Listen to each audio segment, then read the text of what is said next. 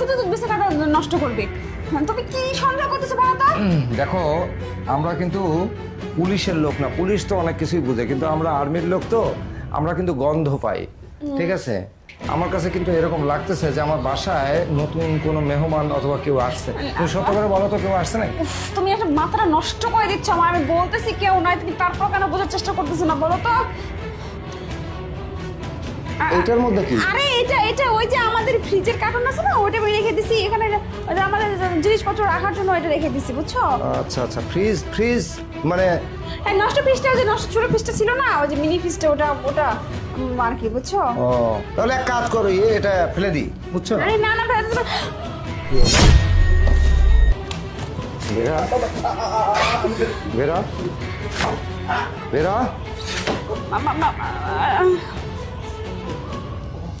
বেরা, এটা ফ্রিজ না? না মানে আসলে, এটা ফ্রিজ? হ্যাঁ আসলে এটা ফ্রিজ?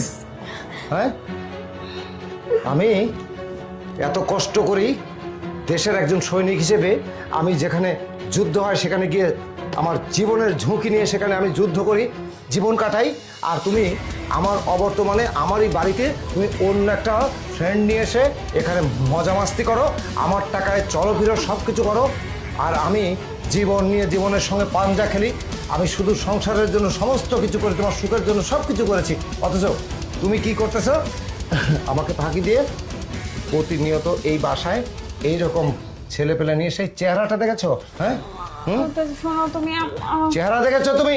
এগুলো কি বাইরে বলা যাবে যে আমার ওয়াইফ হচ্ছে এরকম একটা ছেলেকে বাসায় নিয়ে এসে সে মজা মস্তি করে, আর তুমি আমাকে দেখার পরে কি করেছো? এত বড় সাহস! আমি আসছি তারপরে ওকে এই যাবি কোথায়?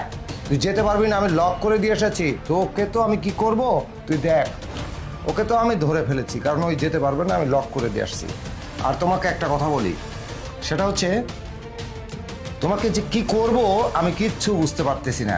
তবে আমার সঙ্গে যে জালিয়াতি তুমি করেছো, যে নিমক হারামি করেছো, তোমার মতো ডাইনি মহিলার সাথে ঘর আমি করা তো দূরের কথা, আমি এমন কাজ করব পৃথিবীর যেখানে তুমি যাবে না, তোমার চেহারা দেখার পরে সবাই মনে করবে এই সেই ডাইনি যে